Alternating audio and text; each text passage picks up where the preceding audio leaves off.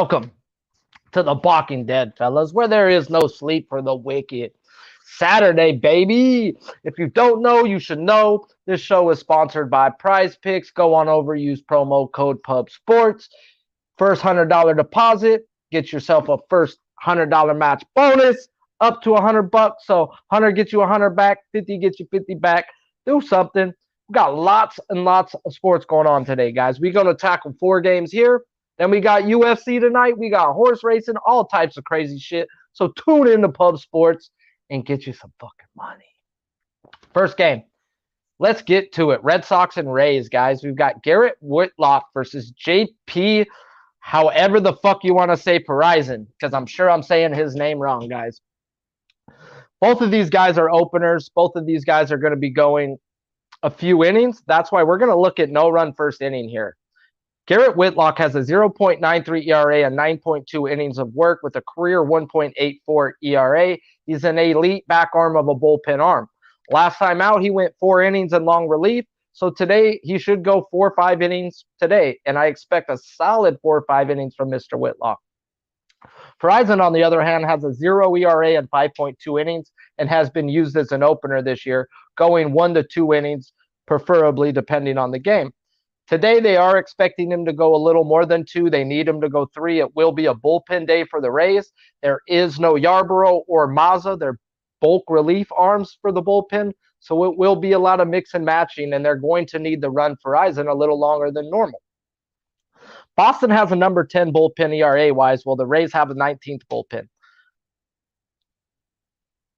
Rays are going to go with a guy, like I said, for 2-3 innings and then turn it over to a bullpen that hasn't been so hot. So I want no run first inning. I want to take advantage of 2 back end rotation, back end relievers starting a game, plus advantage in my side. So the books have it at minus 125.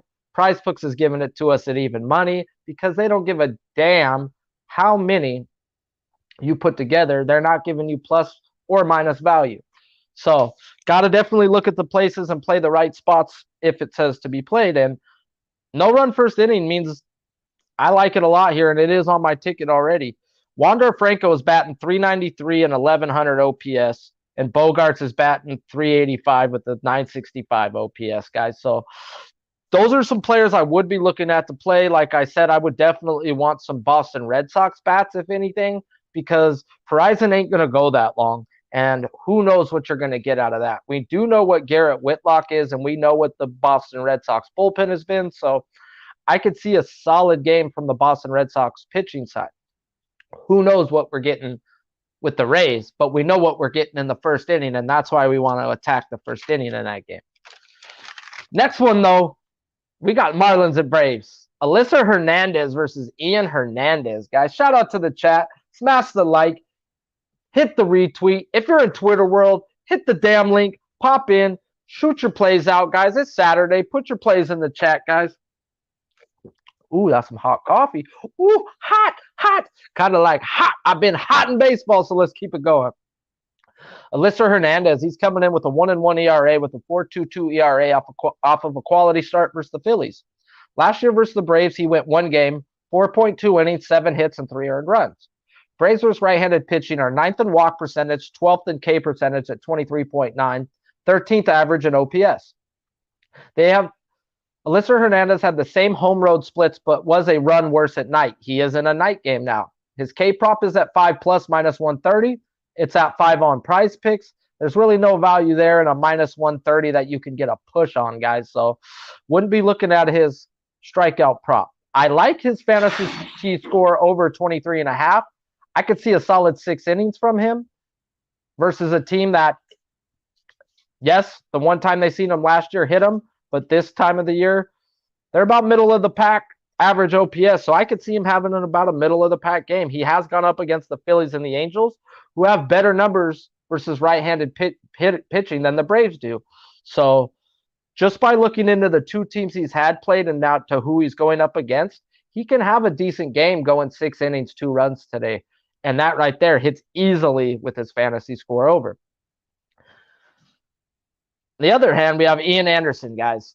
He's 1-1 with a 6+ ERA versus 2 teams not hitting right-handed pitching in Cincinnati and San Diego. Anderson was 1-1 last year versus the Marlins with a 6.57 ERA in 3 starts, not going more than 5 innings in any of those starts, guys. Damn. Marlins versus right-handed pitching this year are 19th in walk percentage, 13th in strikeout percentage, 12th average, 10th OPS. They're seeing the ball pretty well from the right-handed side, guys. They're not bad. They're not middle of the pack. They're top 10. They're not striking out and they're taking their walks. They have good numbers versus this guy. And I could expect a bad day for Mr. Ian Anderson.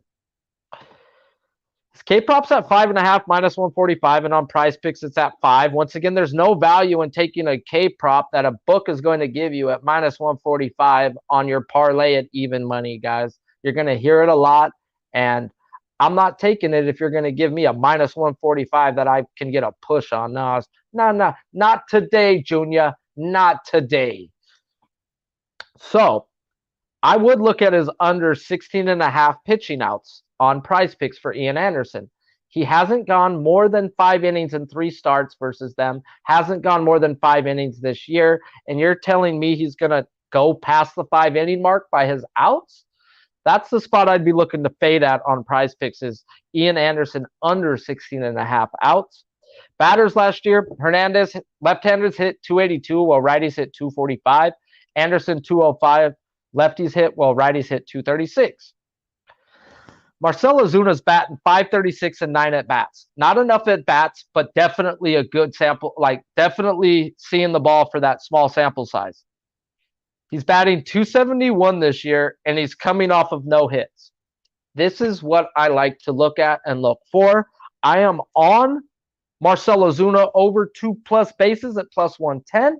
His home run was at plus 300. We don't want home run props unless they're plus 400 or better. So I didn't bet that. But he has had 4 games this year where he has had no hits. The next game he's had a hit. So I'm going to ride that trend with Marcell Ozuna. He's coming off an offer, and he has decent numbers, 556 and 9 at-bats off this guy. So I expect a decent showing from Marcell Ozuna.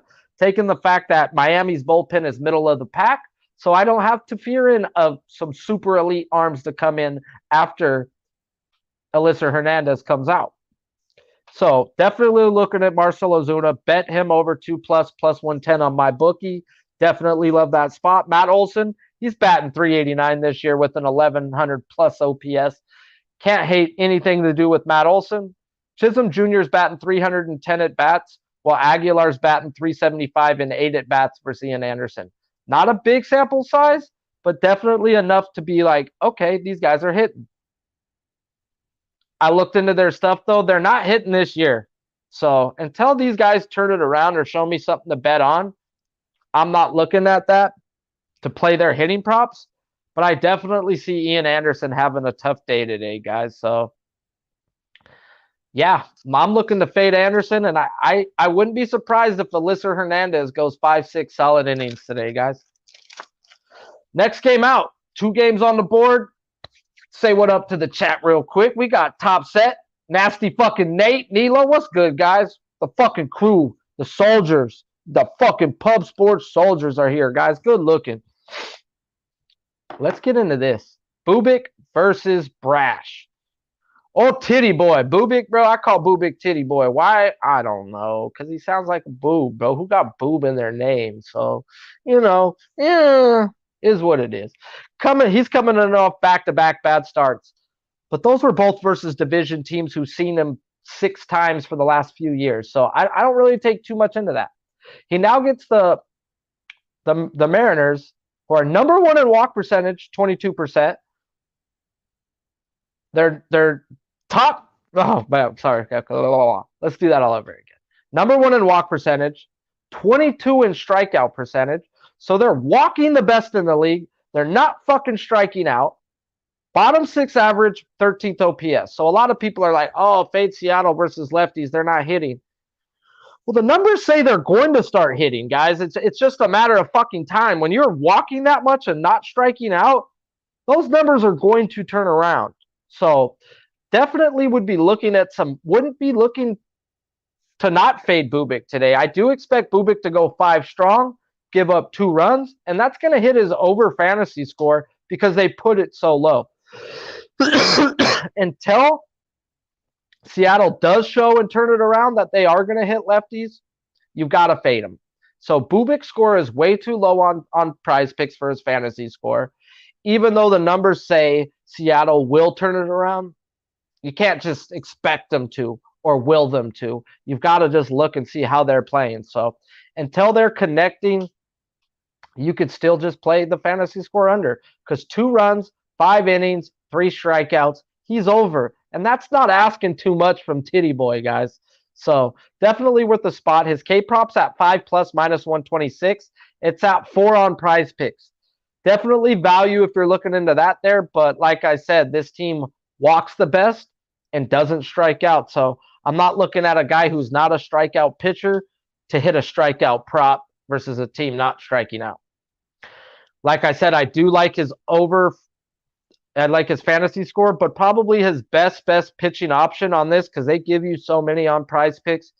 Over 14.5 outs, guys. That's just 5 innings of work. You don't got to worry about the strikeouts. You don't got to worry about the runs. I expect 5 innings from Booby Boy. So Bubik should get you 14.5 outs. Play him to the over. Next one, guys, we got fucking Brash. He's coming in off 2 solid starts versus the White Sox and Astros. Granted, the White Sox and Astros are not hitting righty pitching. So I dig into this guy, bro. Who the fuck is Matt Brash?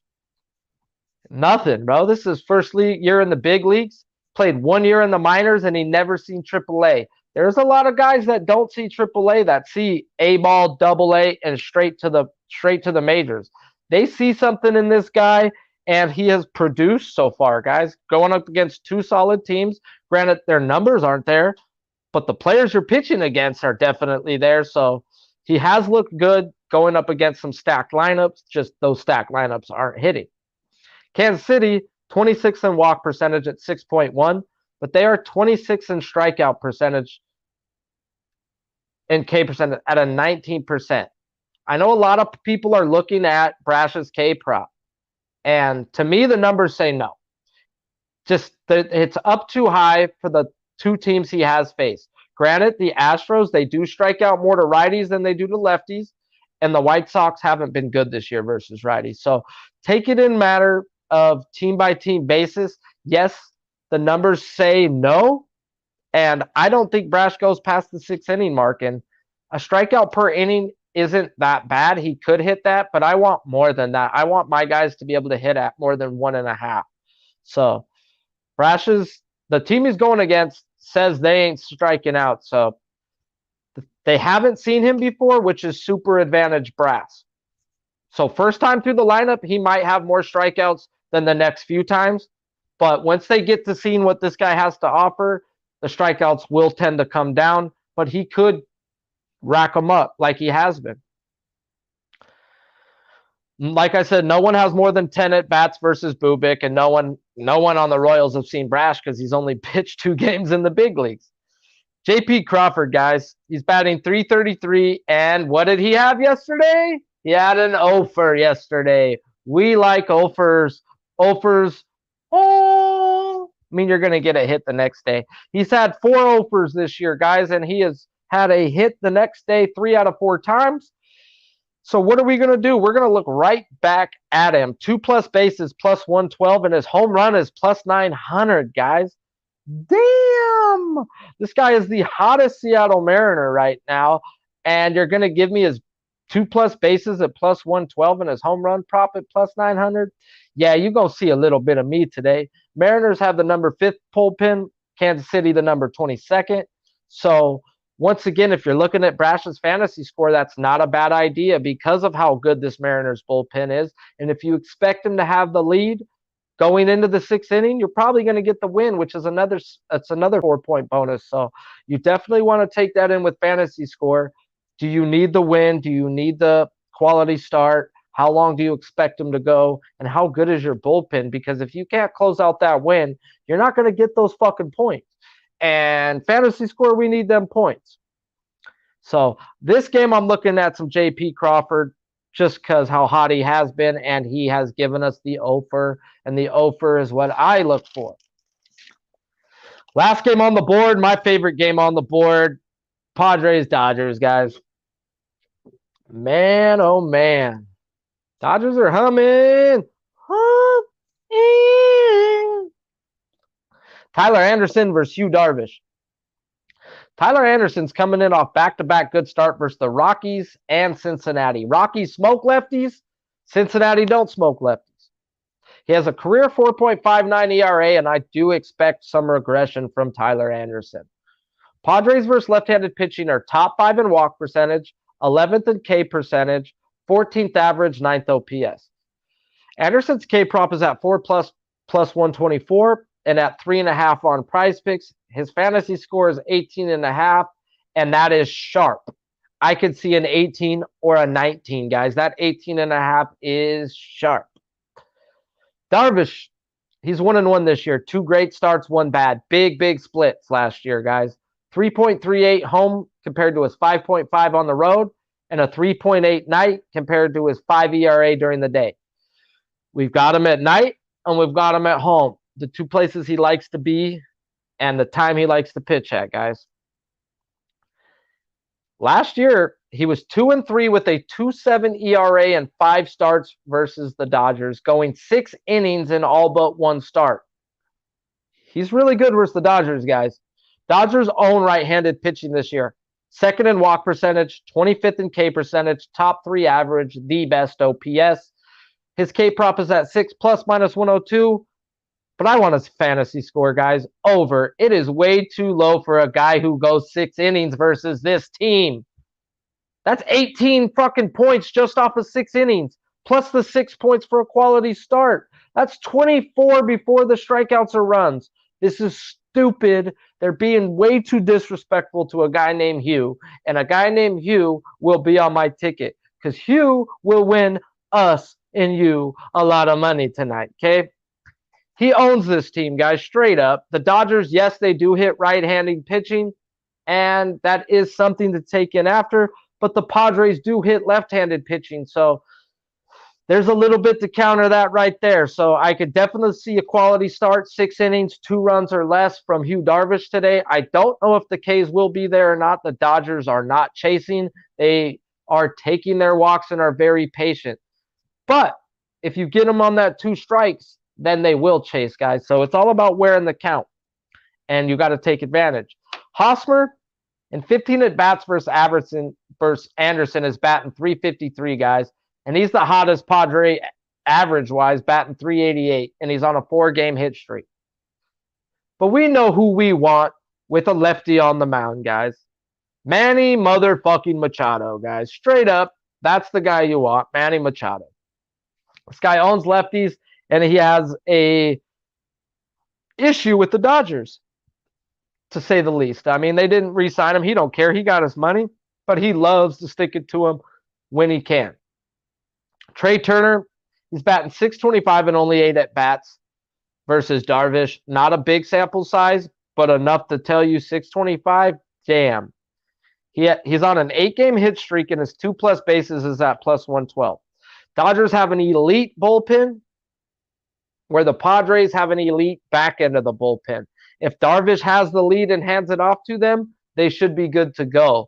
If they are down, their bullpen ain't the same as where the Dodgers are. The Dodgers down, middle, winning, they are elite. They have nothing but good arms to throw at you. Our worst arm out the bullpen is David Price. He could start on a lot of major league teams, guys. So Dodgers are stacked in the bullpen. Their pitching has been pretty freaking good this year, and their hitting is immaculate. So it's going to be hard to fade the Dodgers, but I'm definitely looking that way today, guys, and I'm definitely looking at Darvish's fantasy score. Once again, way too low. My favorite freaking hitter prop, guys, once again, Marcell Ozuna over 2+ bases. I am betting that. They did not offer him on Prize Picks for a very good reason, because he's going to cash us some money. So do us a favor, guys. Smash the fucking like button if you haven't. Shout out to the chat. I see you, Sam, Nilo, Nate, Big Show, Gerald, all the guys. Top Bet. Tell your friends. We need more people in here, guys. So go on over to Prize Picks. Use promo code PUBSPORTS. Get your first match deposit up to $100 matched So go on over there. We've got UFC coming on tonight. So tune in later on. We're going to have the crew there. Make some fucking money. Live bet stream, baby. 3 words when you fucking cash a ticket. Use the fucking hashtag on all your fucking tweets. We be pubbing, guys. We be pubbing!